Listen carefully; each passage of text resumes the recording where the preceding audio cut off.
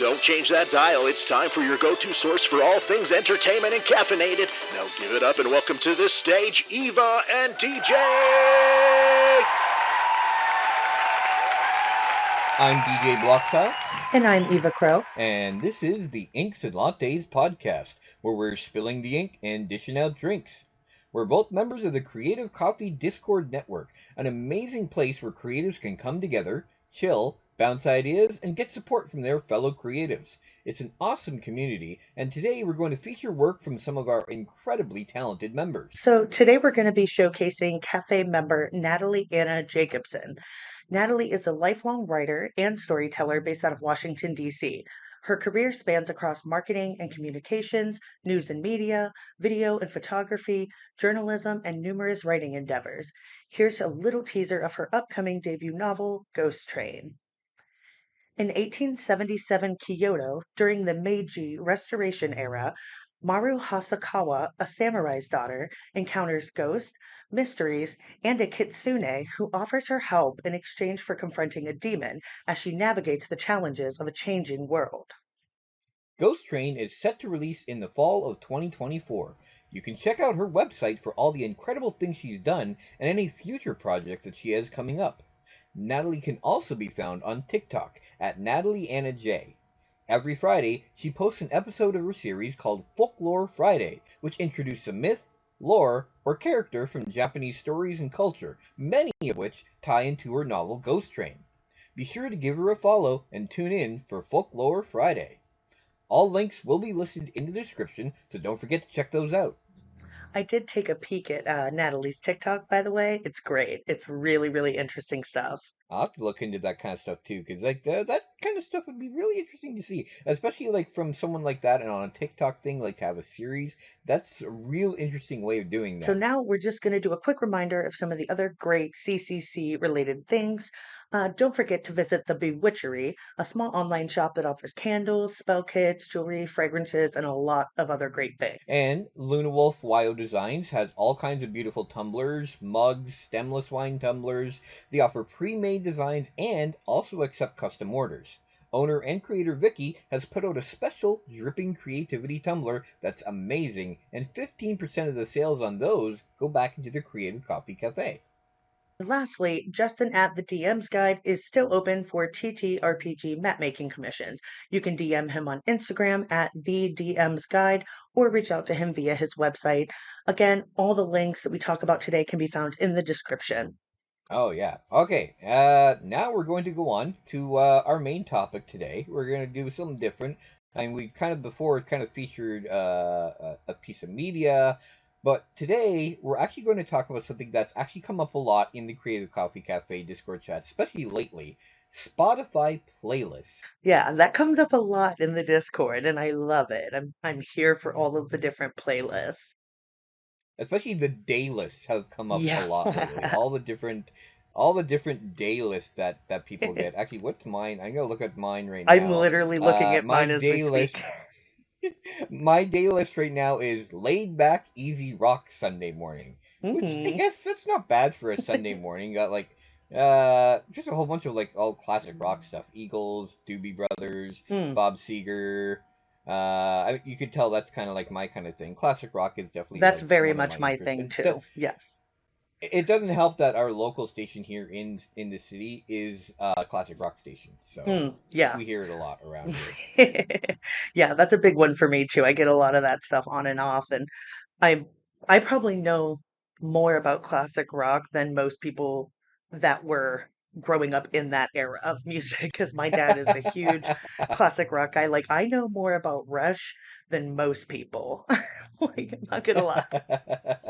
But yeah, my day list for today, and I like that these update regularly, by the way. Like it shows on mine, my next update is at a very specific time of 1:38 p.m. But my Right? current, right, it's very specific. My current day list is 90s punk divorce dad rock Sunday morning. Wait, divorced dad? Do Yes. they not know who you are? I get divorced dad and divorced mom rock. It's never just mom or dad rock. It's always weirdly divorced dad or mom rock. Like this one for Divorced Dad is actually a really pretty great playlist. It's got 96 Quite Bitter Beings by CKY, Party Hard by Andrew WK. It's got some Rage Against the Machine, some Billy Talent, Papa Roach, Korn, Goldfinger, Rise Against, all kinds of good stuff. There's some Nine Inch Nails in there. It's a It, pretty good playlist, it sounds honestly. like it's a lot of like 90s and early 2000s Hmm. rock is what it Which, sounds like. Which apparently, it makes sense. yeah. Isn't it weird that that's considered like divorced parent rock? Well, it just yeah, but it just goes to show you. Think about it, like that was 20, 30 years ago now. Oh, So if you stop it. think about it, if Stop you it, got DJ. if you got married when you were in your 20s, like and that back then the kind of music, because I mean a lot of this is probably music that we listened to as a teenager, right? For So sure. a The lot of those formative years. teenagers so a lot of those teenagers are now around their 40s, and that's when you start to get a lot of those divorces happen Yeah. because statistically, I believe there's a lot of divorces happen once the kids get older, and the parents are Hmm. just like, "Oh wait, hey, we don't have to stay together for the kids anymore," They're like, we secretly and then don't like each other. it's sad that that's actually like it feels like it's a Hmm. very common thing, really. Yeah, it must be because my playlist is constantly all about the divorced dad and mom rock. So, And that's the thing. Like, I love all the Discover Weekly. I love looking at mm, all the time. hmm. I've always it's helped me very well in kind of expanding uh and so it takes like some of the stuff I usually listen to and be like, hey, you listen to this, maybe try that. And of course at first it was really bad as far as like recommending things. I'm just like, okay, yeah, you're just Hmm. using more of what I already listened to. But Right. slowly as I listen to Spotify more, it kind of get an idea of like, okay, you kind of like this stuff and kind of like that stuff. To be fair, I'm kind of all over the place a little bit, but then I'd Same. be like, okay, and yeah. Yeah, the one of the things I wanted to talk about as well with the playlist on Spotify is the, and this is probably a feature that some people either love or hate, the AI DJ feature that they've added to Spotify. I'm a fan of it 90% of the time. Um, I wish we could play a clip of it, but people, you'll have to check out the AI DJ on Spotify. But Actually, it's, I do listen to it. The DJ, I love yeah, actually listening to it at myself. first, it was kind of the It same thing where like I didn't love it at first because it was just playing like random things off my liked playlist. But then as I've listened to it more and more, I like that it like gives little explanations as to why it's recommending what it's recommending. Like for me, Tuesdays are my worst day of the week, right? I hate Tuesdays. They're terrible. So all of my music on Tuesdays tends to be super angsty, hardcore metal stuff. And the AI DJ will be like, here's some stuff from your Tuesday playlist, and it'll be all just like the angriest rock music. And I'm like, yeah, and you'll be that's like, perfect. you know me so much. You know me so well, DJ. Yeah, but It's funny it's because gotten like I better. hear the DJ and be like, oh wait, that's me, oh wait, that's you. Yeah. Yeah, I do really like it though, actually. It's kind of a nice feature. And but every once in a great while, the reason I say 90% is because like the other day I was listening to it on my way to work. And it was like, here's some blah, blah, blah. And whatever it gave me, I have nothing like that on my playlist. Nothing. And it was like, we think you'll like this. I was like, why? Why do you think I would like this? And I skipped like five Probably because songs in someone a got row. paid. Probably because someone paid to have it put in there. Wouldn't be Yes. surprised. Yes. I'm assuming that it's like, hey, we're going to push these on everyone and see what happens. And I was like, nope, skip, skip, Yeah. skip, skip. And then it went back to like my regularly scheduled programming. Well, see, that's what I like about the DJ. Actually, it's kind of like bite-sized little portions of different stuff all the time. So you'll get like three, four songs of one thing, and then the DJ is, all right, let's switch it up, and you'll get three to four things of a different thing. And I like that because then it's switching it up, but it's also kind of like where if you realize you're in that kind of mood, you can continue listening to it, as opposed to like where you shuffle your playlist and you'll just get a bunch of random stuff and random stuff. And so this is the kind of thing where like if you listen to it and you like it, it'll show you a couple more songs of it, and then it'll switch you to something else. And I feel like that's almost like a perfect kind of thing there where you listen to 3 or 4 songs of a certain genre or a certain kind of music, and then you switch it up, and so you it gets you into the mood, but it doesn't keep you in. Right, right. I completely agree. And then another thing I wanted to kind of touch base on that we mentioned earlier is like how we utilize playlists. For me, I do have like mood playlists in general. Um, so if I'm looking at my Spotify playlist right now, which shout out to the one playlist that Spotify made for me, that at first I was like, what is this? And now that I have it, I'm obsessed with it, is the Goblin Core playlist. Is fantastic. I don't know what Goblin Core is, but it's a whole vibe and I love it. And it's got things like Florence and the Machine, Soap and Skin, um, Poor Man's Poor Man's Poison, Mother Mother, all kinds of really great stuff. I'm trying to look and see what else is on there, but um, it's weird. Like the playlist will sort of set my vibe. And that's one of the things I love about Spotify is I love being able to share playlists with people. Like in the cafe, we have a whole, we have a whole music and sounds channel where people were just constantly just sharing playlists. And it's so cool. It's so great to see like how people are using things. And like I know me and one of the other members, God, I can't remember his his tag right now, but that's fine. Um, he sent me one of his that he uses for his novel that he's writing. And so I have one for my novel, and that's one of the ways I kind of utilize Spotify was I have a playlist temporarily using the running title for my book that's not permanent yet, but the playlist is Demon Heart Angel Eyes, and it is my perfect book playlist. So when I'm trying to get inspired to write, I go to that playlist and I play everything on there because I have like my main character Callie. She has a song on there by Murder City Devils. That's one of her songs. So like I utilize it a lot with my writing. Oh, so you find that it helps you get you into the mood then, eh? Because I don't listen to music when I write at all. I can't listen to music when I write, but I use it to get inspired to write. That makes sense. I mean, I with when it comes to writing and being creative and stuff like that, I find music helps me stay in the zone, but that it has to be something that I won't be singing along to. So it has to Yeah. be almost kind of like a background kind of music. So Mm, I'll pick a bunch of songs that what I'll do is I'll listen to the playlist of songs that I've heard so many times that they're the kind that I'll often skip over. They're on my playlist, but I'll skip over them all the time. But I'll hmm use them when I need to write because it's kind of like a comfort one, but it's also one where I'm just like, oh man, I love this song kind of idea, and I can't not listen to it. Right. I completely get what you mean because I'm very much the same way in a lot of that stuff. That's why I don't listen to music when I'm writing because I love music so much. As a singer and stuff like that, I will completely stop writing and just listen to the music. So I use it to get inspired, but that's about the extent of it with my writing. But we'll probably have to move on soon unless there's anything else you wanted to add about the Spotify. uh No, I guess we can go on to our picks. Sure. So I'm very excited about this. I will try not to go on and on about it forever, but our our pick of the week, keeping with the music theme, is going to be one of our favorite bands that we think that you guys should check out. So my pick of the week is Ghost. And have you listened to Ghost, DJ?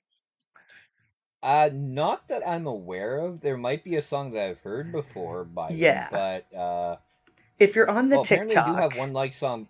Okay, apparently I do have. Oh, ha. Okay, yep. interesting. I do have a song on my playlist on my like song by them, but it's not totally by them. It's actually Spillways, I love featuring that Joe song. Elliott. From Def Leppard.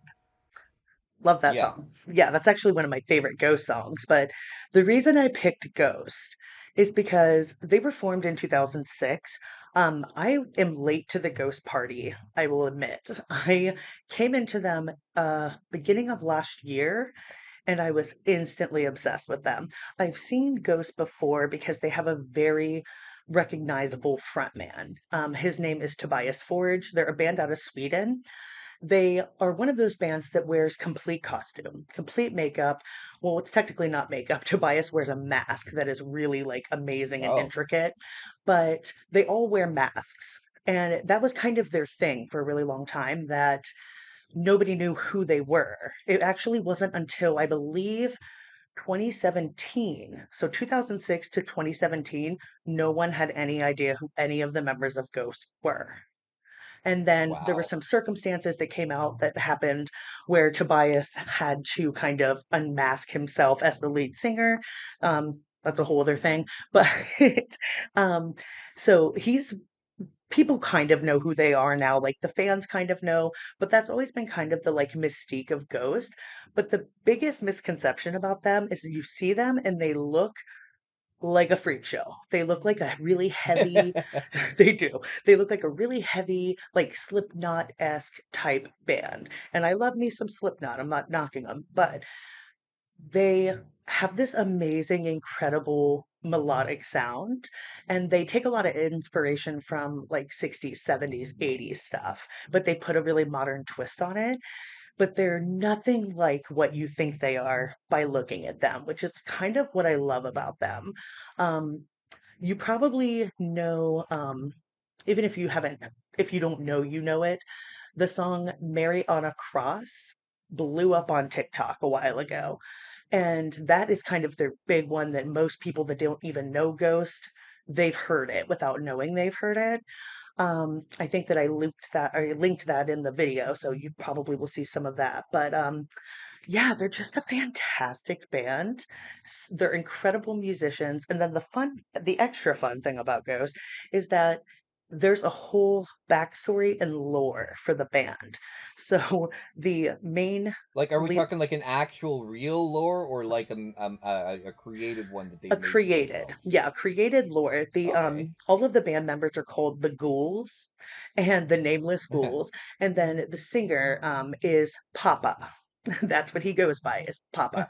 But throughout the time of the band, there has been four different Papas, and they're all different slightly, and there's a whole backstory to them. So you can find it on YouTube. It's fantastic, but they're a really funny band too. Like they don't take themselves too seriously. I've seen them live. They're hysterical live. There's a lot of like sexual innuendo stuff that's really funny. They do have a religious kind of mocking sort of vibe. Like their backdrop is like a Okay. cathedral. So there are some like quote like satanic panic vibes to Ghost. So if you're really not about that, they're not for you. But they're a great band. They're good fun. There's a ton of great songs by them. They actually have a DVD coming out soon that they just put out their first movie. It comes out in June 20th in theaters, and I am going to see it. Oh, really? It's What's it called? right here, right now. And it's the first one Oh, they've okay. ever done, and people are freaking out about it. But yeah, they're good fun. You should definitely check them out and look into them and kind of deep dive into them and give them a chance because they're a fantastic I band. just from what you've been saying about it, it's definitely very intriguing for me. I like the idea of them like being masked too, and like you mentioning about how there've been like four different papas, kind of makes me think of the advantage of doing that is that it can make the band last longer because it doesn't matter who the member is, it's the idea of the band itself that can carry on and continue to carry on past when the members are interested in doing it. Well, and that's the thing though. They're all the same original. I mean, the singer, same guy the whole time. It's his band. Tobias Forge, he is Okay. every single papa. But the Yeah. backstory lore Oh, changes. so the So, backstory. Okay. so like the newest one was Cardinal Copia was his name. And like there was a whole backstory on YouTube where like he had to earn the right to be called the new Papa. So like he was Cardinal Yeah. Copia for a while and then he becomes Papa the Fourth. And so just after Yeah. this most recent tour that they did, they actually he announced at the end of that tour on the last show in Australia that that would be his quote final performance, which means to Ghost fans there's a new Papa coming when the new album drops sometime this year. So that's exciting. So, so they can basically almost kind of just reinvent themselves in that kind of way then. Correct. Oh, interesting. Okay. Yes. I definitely have to check them out. You should. So for my pick, I'm actually going to choose one that also has kind of a misconception behind them. I'm sure almost everyone has heard of this band, Chumbawamba. Everyone's heard of them. Everyone knows them because of their hit song from the '90s, "Tub Thumping." I get knocked down, but I get up It's a again. great song. Everyone knows that song. It was a huge hit back in the '90s. And everyone looks at them as this one-hit wonder, and they were kind of a one-hit wonder, really, when it comes down to it. But because of that, everyone thinks of them as just this like pop band with a big hit, but no one really knows what the band is like. If you looked at them just through that one, you wouldn't know that they were actually formed in 1984, and for a long time they were actually an anarcho punk band. They were a huge British anarcho punk band where they was all about just like screw the system kind of idea, and That's that my was their vibe. vibe for most of the time. Yeah, and actually there was a big controversy when they signed with EMI back in '97, and had this huge label, and I was like, "Oh, you're selling out." But apparently, what they ended up doing, they ended up using a lot of that money to continue the career on, and actually just giving that money away and using it for other things. But here, the interesting thing is, so they started with like punk, anarcho pop, stuff like that. Continuing on to like when their Tub Thumping came out, and that became a huge hit, got them a lot of money and be able to do a lot more stuff. And I think at that point they're just like, okay, you know what, screw this, we're just gonna do whatever we want to do. They ended up after their contract was done at the EMI after a couple of years, they went created their own label, and starting in the 2000s, they actually changed to a folk music kind of Really vibe. Yeah, they basically a lot of their stuff from the 2000s on is all like anarchist and anti-capitalist folk music. nice. I like that. Yeah, and an interesting thing about going back to the playlist, me myself, I didn't know anything about them until one of my Discovery Weekly playlists introduced a song by them called El Fusilado. Which ends up and I was just like, oh, Chumbawamba, interesting. Went to go listen to it. It is a completely a cappella song with beautiful harmonies in it in the chorus. Beautiful song. And what really actually ironically kind of sucks right now is that the album that song is on isn't even actually on Spotify. It actually got taken Ah, off a month ago, and I was really upset that it got taken off. I'm like, I don't understand why. The name of the album is The Boy Bands Have Won. Well, okay, technically that is the shortened version of the album name. The album name is actually has the record for longest album name because I think it's something like 158 words long. oh It's wow. this whole diatribe that they went into, and that was actually the title of the album, but they shortened it to "The Boy Bands Have Won" for like putting it on everything because you can't fit the entire thing on Spotify. But Yeah, yeah, but they have that. They also released a whole different bunch of different albums with just a whole bunch of like anti-capitalist folk songs, a lot of other just like folk songs that from way back when that they have done, and it's just a whole folk vibe. And I love it. As soon as I heard that song, I listened to a whole bunch of more albums of them, and they're now one of my favorite bands.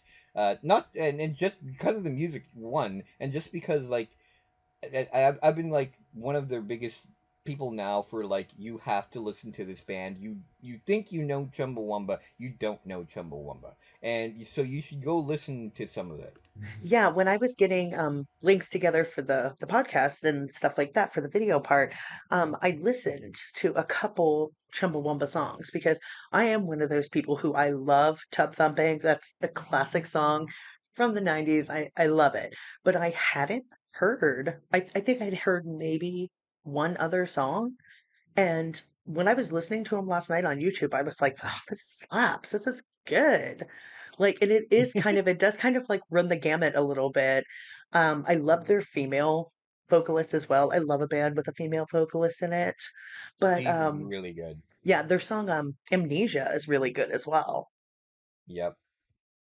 Yeah, that's the thing. Like even a lot of their old folk, and that's the thing. Like a lot of that stuff is good. I fell in love with their folk stuff. And I feel like there's not enough of that kind of music out there. I think honestly, if people want to give me other stuff like that to recommend to me, I would love that because I want to listen to more stuff like just like folk music. And a lot of it is like they have a song called "The Land of Do What You're Told," where it's basically like ranting against people of just kind of like we just do what we told, and even when uh I can't remember what I was gonna say about it, but it's kind of just like screw the system, screw what other people tell you, and but even then, like even when we try to do that, sometimes we end up doing what they want us to do anyway. Hmm. Yes. Yeah, that's a really poignant point, actually. Is the folk album, I'm looking at it, is it a sing song and a scrap from 2005? Is that Yeah, the folkier yeah, one? sing song and scrap. That's definitely one of the folkier ones there. The land that you behold. Another one that's good from that album. Where did it go? Or was it from that album? I think it was from another album. Then must have been. I'm really sad that Boy Bands of One is not on there because they have a whole bunch of good, real good folk songs in that one there. Yeah. Do. Yeah, actually, no. I think there might have been a couple of other of the folk ones that aren't on there as well now too. Now that I look at it, figures. But yeah, but no, they have a lot of good stuff on there. And ooh, Jacob's Ladder is another good one. That's on the Ready Mades and Then Some album. Yeah, their 2000 stuff is all mostly a lot of folk stuff. Nice. Nice. I'll definitely And check them out. yeah, the other thing too, and one of the things I really love about them, one of the stories I like to tell about them, and this goes back to their anarchist, like anti-capitalist kind of thing. Um, Apparently, I think it was 2002. GM wanted to use one of their songs they wanted to use the song "Pass It Along" for a Pontiac Vibe television advertisement. And normally they've never sold out that kind of thing. Like apparently Nike wanted to give them $1.5 million to use tub thumping in a World Cup advertisement, and they said no right away. Nice. But General Motors paid Chumbawamba about $100,000 to use the song "Pass It Along" in a Pontiac Vibe television commercial in 2002. So Chumbawamba said, "Okay, sure." He then took that money and gave it to the anti-corporate activist groups Indie Media and Corpwatch, who then used the money to launch an information and environmental campaign against GM. Nice. They're like, we'll take your money and raise you this. Yeah, it's kind of like, all right, you can use your advertising once you want. We'll do the same thing and just use it against you. I mean, you don't get much more punk rock than something like that. I love stuff like that when Yeah, bands do activist type stuff, like Pearl Jam, for example, in the 90s. I know when they did the boycott Ticketmaster tour where they yep. they were like Ticketmaster's price gouging, they're doing this, they have a monopoly, and so they didn't sell any of their tickets through Ticketmaster and they sold them at a really cheap cost. And I love stuff like that. It's so good. Uh, they're pretty political too. Like they're very anti. Like they're British, and so they've been against a lot of like Margaret Thatcher, a lot of the conservative kind of stuff there as well. And so apparently, they in 2005 they created an EP called "In Memoriam Margaret Thatcher." That was they made it, but they said you could pre-order it so that when she died, they would release it and you would get the CD. So when she died, they released that EP and everyone got that EP. Nice. It's one of those things that like you and I are gonna have to talk more about like anarchist British bands because I've got some that I think that you would really dig. So we're gonna have to talk more about Oh, that. no, you should definitely give me some of that stuff then because I love stuff like that. Yes, yes, yes. All right. I think we're gonna have to wrap it up soon. All right, yep. So that's going to wrap up this week's episode of Inks and Lattes. Thanks so much for hanging with us. We'll be here every Wednesday as part of the Dripping Creativity Podcast, hosted by the amazing Chris Corvin. So please be sure to subscribe if you haven't already. And if you guys want more information about the Creative Coffee Cafe and how you can get involved, visit the website creativecoffeecafe.com for more info, and the sign up form for the Discord can be found there as well. Lastly, if you have any news or projects you'd like to share, send it over to submit@creativecoffeecafe.com. And if we can, we'll get it on the next episode. So thanks again for tuning in to Inks and Lattes, where we're spilling the ink and dishing out drinks. Have a good week.